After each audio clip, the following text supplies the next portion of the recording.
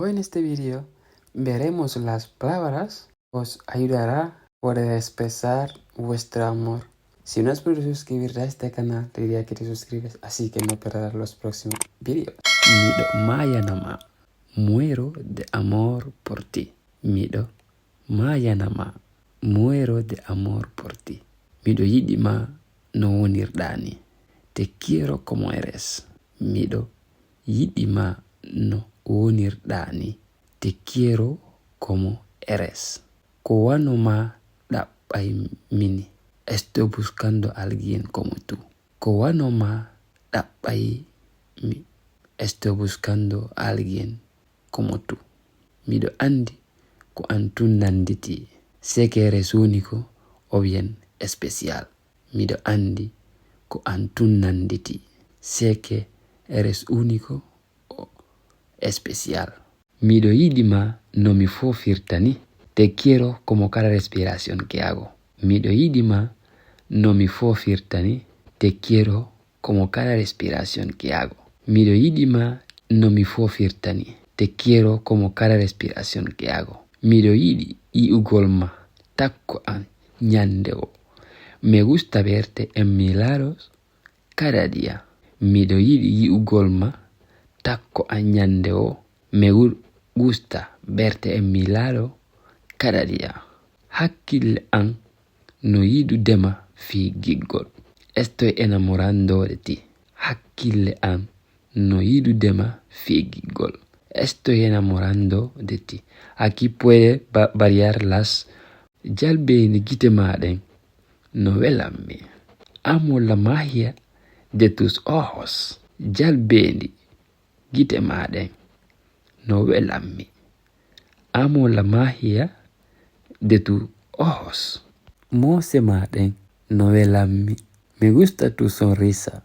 Mose maɗen no welanmi. Me gusta tu sonrisa. Wondugol e ma no welanmi. Me encanta estar contigo. Wondugol e ma no welanmi. Me encanta estar contigo. Miɗo yiɗima hande jango ha ñande. Te quiero hoy, mañana y siempre. Miɗo yiɗima hande jango ha ñande. Te quiero hoy, mañana y siempre. Min ko an tun mi yiɗi. Solo tengo ojos para ti. Min ko an tun mi yiɗi.